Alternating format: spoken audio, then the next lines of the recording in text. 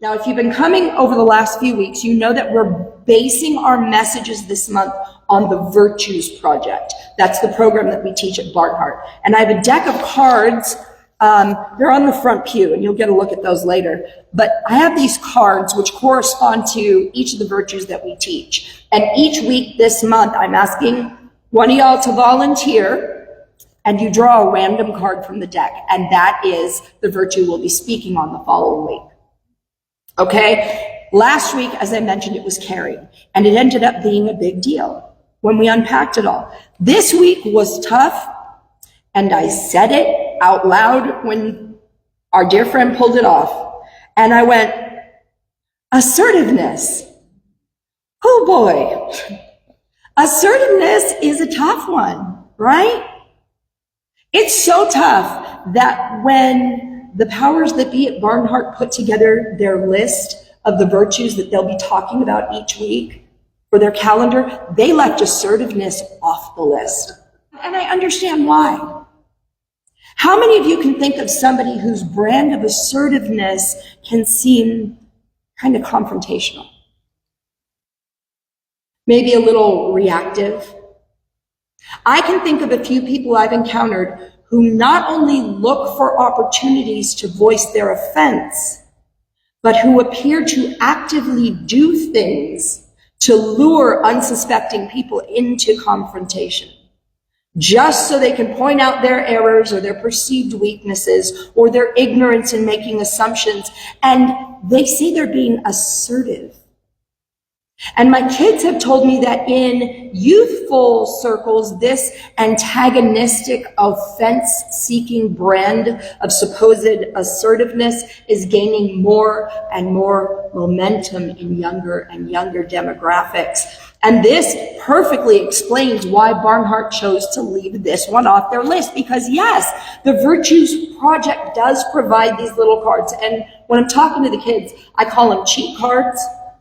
So they know that it's an overview, and then I dig in a little deeper. But if a teacher, or in my case, a minister, decides to venture outside of the material on this card, things could get a little dicey. Depending on the viewpoint of each person that's leading, things could get a little rough. I mean, if one of the new breed of aspiring, permanently offended and outspoken people got hold of this card and found a nearby soapbox to step on, it could really tip the development of young minds off the axis into destructive behavior, couldn't it? And here is where I take you on a little bird walk, a wee tangent, because please remember, I cannot stress this enough, I was a little exhausted when I sat down to write this. And if, I know some of you out there are writers, Maggie, okay, you can attest to this, I'm sure. When you're tired, stuff slips into your mind and out on the page with very little editing or screening or filter. Yeah, so case in point, when I typed out the description for this new and seemingly growing social demographic, permanently offended and outspoken people, I realized that the acronym is POOP. From today onward, when I encounter one of these people out in the wild, I will never again think of them as rude or ignorant or confrontational or any of the other qualities one would associate with that type of behavior. I will instead observe that they've got a poopy attitude. They're flinging poop. They're just big old duty heads.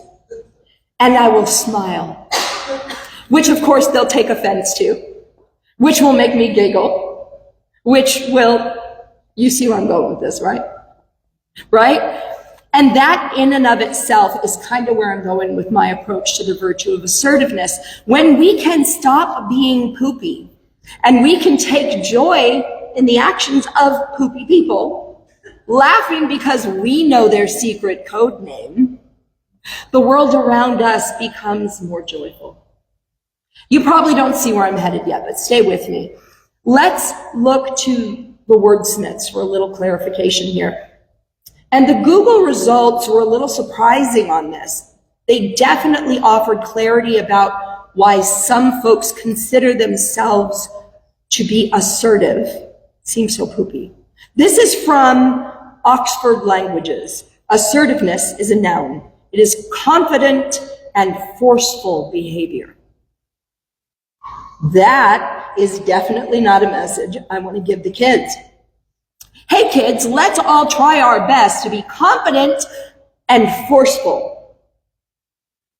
No, that's not going to do it all, will it? Okay, so how about this? From Merriam-Webster, assertiveness means disposed to or characterized by bold or confident statements or behavior.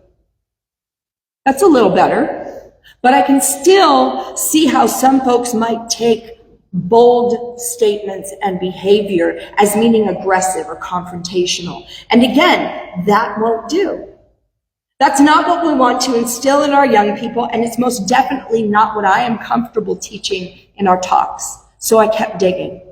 And I found different variations of the word and plugged those in, assertive, assert, and that's where I found it. According to Merriam-Webster, assert implies stating confidently without need for proof or regard for evidence. And although many of the definitions for the various forms of the word spiraled into negative territories, I clung to this bit. When we are being assertive, we are stating our belief, or for our purposes today, we can say stating our truth, right? Without the need for proof or regard for evidence. And that's the key here. When we are speaking up and we are using our voice or behavior to express our beliefs, our truths, even though we may not have any way to prove the reason we believe it, we are doing something really powerful. And why is that powerful? Because when we know it to be true and we state it, it must be. Form follows word. And I know I use this frequently to make sense of things. The first 3 sentences of the Gospel according to John are, in the beginning was the Word, and the Word was with God, and the Word was God. It was God, with God in the beginning, through God all things were made, and without God nothing was made that has been made. In the beginning was God and God's Word, not God and a bunch of other stuff that God used to make us and everything else in the universe. Without God, nothing was made that has been made. Everything that exists, without exception, was made from God, by God. So all that is in fact made of God, including all of us. And that is what makes our belief in our word so powerful and so important. From page 283 of The Science of Mind by Ernest Holmes, he says, faith is a mental assertion elevated to the plane of realization. It is beyond the mere quibbling or mumbling of words, for it identifies itself with reality in such a manner that reality becomes real to the believer. The invisible becomes visible to the mind, and the unseen real. There it is. In the Bible, it is said in several ways, most of which we've used over the last couple of months. But again, from the Gospel according to Mark, chapter 11, verses 22 and 23, Jesus answered, "Truly I tell you, if anyone says to this mountain, go and throw yourself into the sea, and does not doubt it in their heart, but believes what they say will happen, it will be done for them." Or from Matthew's perspective, we looked at this last week, we've looked at it in April. Chapter 17, verse 20, he replied, "Because you have so little faith. Truly I tell you, if you have faith as small as a mustard seed, you can say to this mountain, move from here to there, and it will move. Nothing will be impossible for you." And if you were here for our Easter service, you heard a few other passages of the Bible which state exactly the same fundamental truth, which was taught and demonstrated by Jesus himself. What you believe becomes your experience. Thoughts are things. So when you are practicing assertiveness in a positive way, in a way that will completely reshape things, your life and your experiences and the world around you, you are stating the truth that you would like to experience, knowing that it will be. Okay, so let's look at a fictitious but relatable example of what most folks consider being assertive and what the outcome is. You're in line at everyone's favorite late night superstore. You know the one with the walls and the marts. Yep, and you have sussed out all the best bargains on the clearance racks, because that's what we do, right? That is what we go to the walls and the marts for.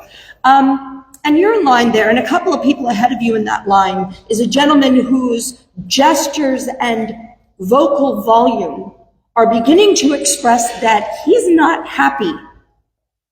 And because people watching is a favorite pastime in the Walmart, you and the folks around you hone in on the drama, right? You're anticipating yet another scintillating adventures in retail story that you can tell your friends. Now, from what you gather, the man is asserting that he plucked one of the items he was trying to purchase from a heavily discounted shelf. But when the young cashier scans the barcode, it wasn't the price he expected. The clearly flustered cashier is trying to enter the barcode information in all different ways, hoping for a result which will provide that expected price and stop this man from getting more upset. But there doesn't seem to be a difference in the price no matter how the SKU code is entered. And here's where the drama starts getting juicy. To the cashier's peril, they posit that perhaps the item was placed on the heavily discounted shelf by mistake, that some other customer set it there and he just happened to pick it up, that it was all a big understanding. Oh my. We can guess where this might be heading. This man feels insulted on a variety of levels. He asks if the cashier thinks he's stupid and doesn't know how to tell the difference between the product name on the box and the product name on the shelf, and that he can't understand how a price tag works. He declares that both the shelf and the box had the same information, then demanded respect. Now, as this whole scene is playing out, the volume and the pitch of this man's voice is growing steadily louder and louder and more high-pitched, and that cashier is stuttering and turning red and beginning to tremble a little bit. And as the cashier continues to apologize, explaining over and over that it's not in their power to change the price, the man becomes more agitated. And finally, he says those words that we hear in so many of these instances. Any of you see it coming? I want to speak with your manager, right? So the manager comes over and the cashier begins to explain the situation, and the man butts right in and he says, I got this item from the clearance shelf. It was marked 70% off and the shelf description and the box matched. This cashier treated me like I'm too dumb to read labels and like I'm a liar, like I'm making the whole thing up. I have never been treated so badly. I am a regular customer here. I won't stand for being treated this way. You should have more respect for people like me. We're the reason you have a job. Wow. Now let's re-examine those definitions from earlier. Oxford Languages says assertiveness is confident and forceful behavior. We can check that box, right? This man is absolutely confident and absolutely forceful. Now, for Merriam-Webster, again, assertiveness means disposed to or characterized by bold or confident statements and behavior. Another check box, right? And if we revisit, we're going to look at this card from the Virtues Pack. Okay, assertiveness. It says, you know what you stand for and what you won't stand for. You expect respect. He checks those boxes off in a real big way, doesn't he? He expressed those right out loud, almost verbatim, didn't he? Meanwhile, standing nearby, you notice that that poor cashier, whose chin is now quivering and whose eyes are starting to tear up, is about to crumble. And the manager tells the poor young soul to go take a break and takes over. And to sum up the rest, the guy ultimately leaves the store fuming. Now, while that whole scene might have filled your chisme meter, right? That's your gossip, y'all. That is gossip in Spanish. Did it do anything productive? Yeah. It produced a wide-eyed crowd of onlookers. It produced a huge scene, a puffed up, angry customer, a terrified store employee, and a very frustrated manager. Did the man get the discount?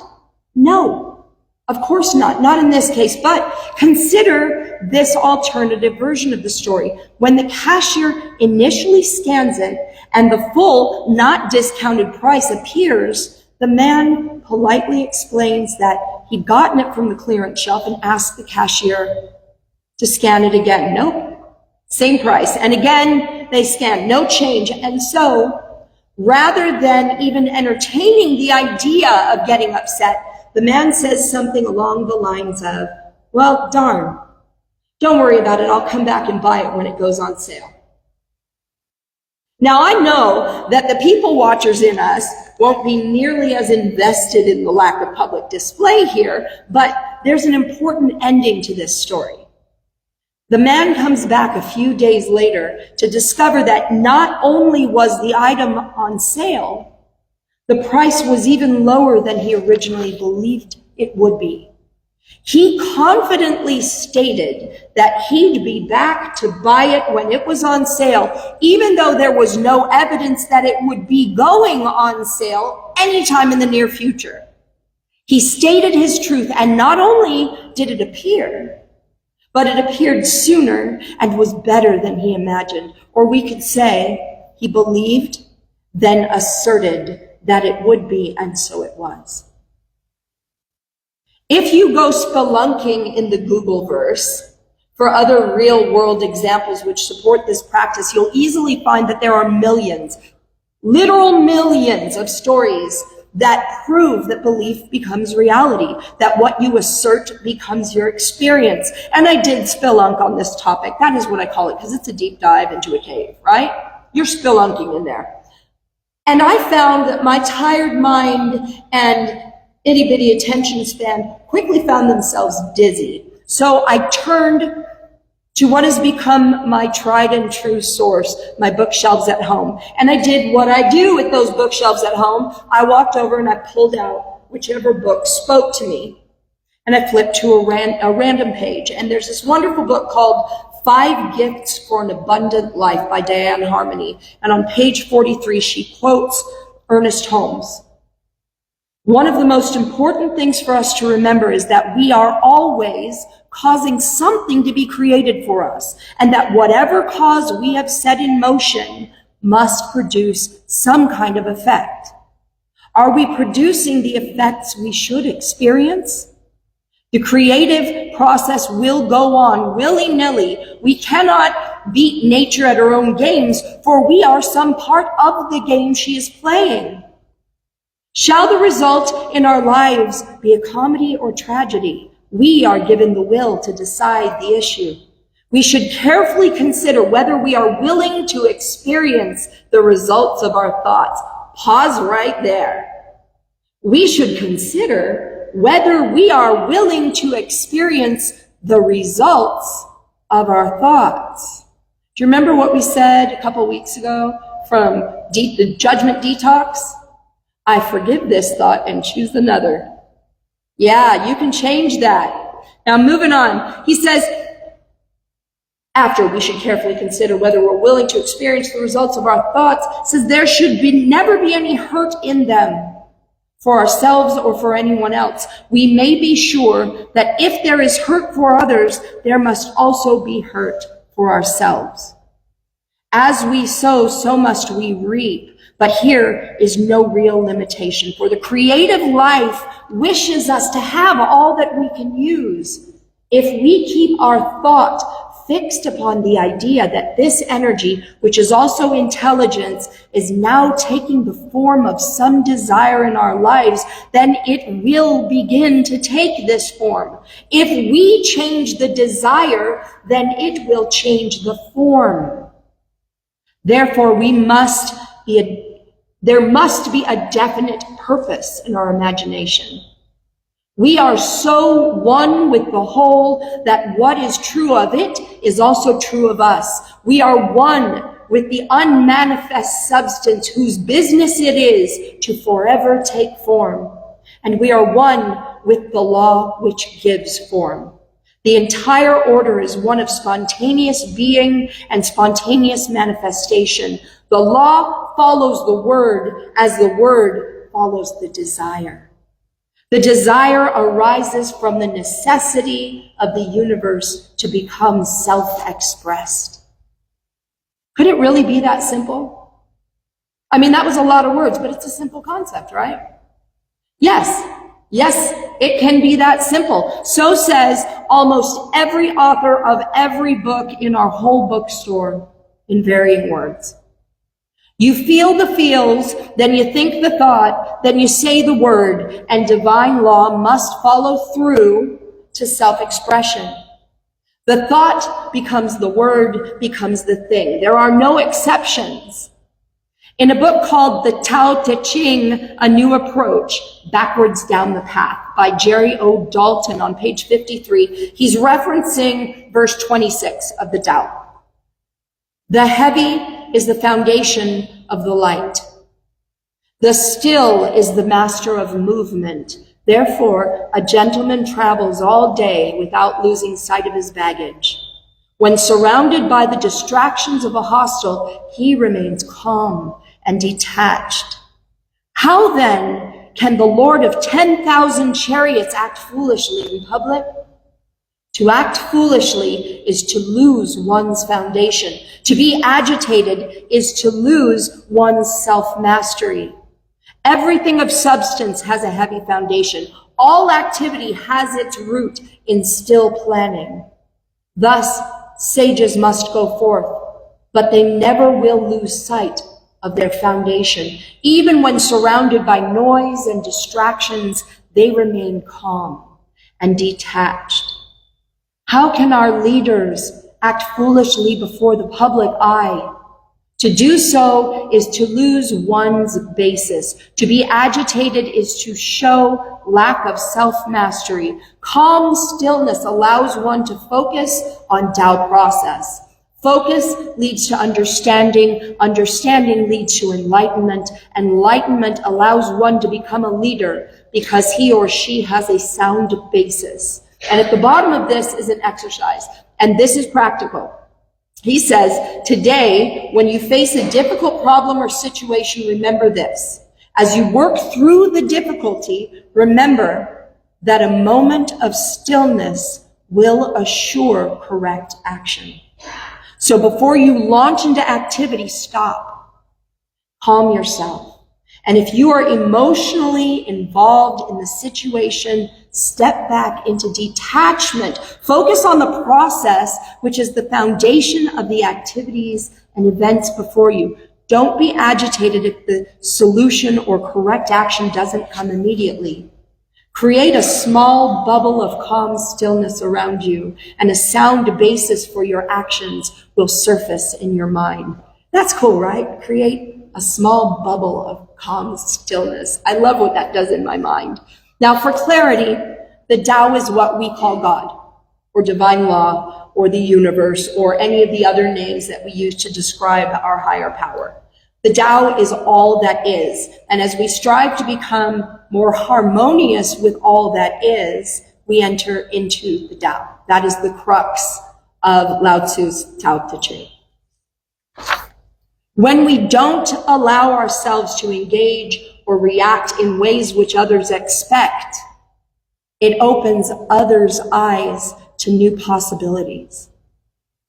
It helps others see that counterforce is unnecessary when you choose to see that another person's words or behavior have only the impact you choose to accept within the framework of your life. In other words, when you see that there is no force against you other than that which you accept as true, you begin to realize that there is no necessary countermeasure. It all becomes one beautiful flow, and claiming your place within that flow effortlessly invites others to do the same. One by one, humanity is changed.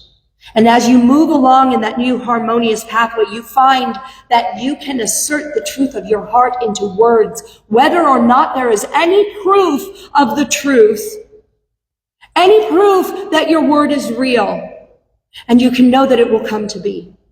Call it divine law, call it the universe, call it whatever you want, but know that it is real.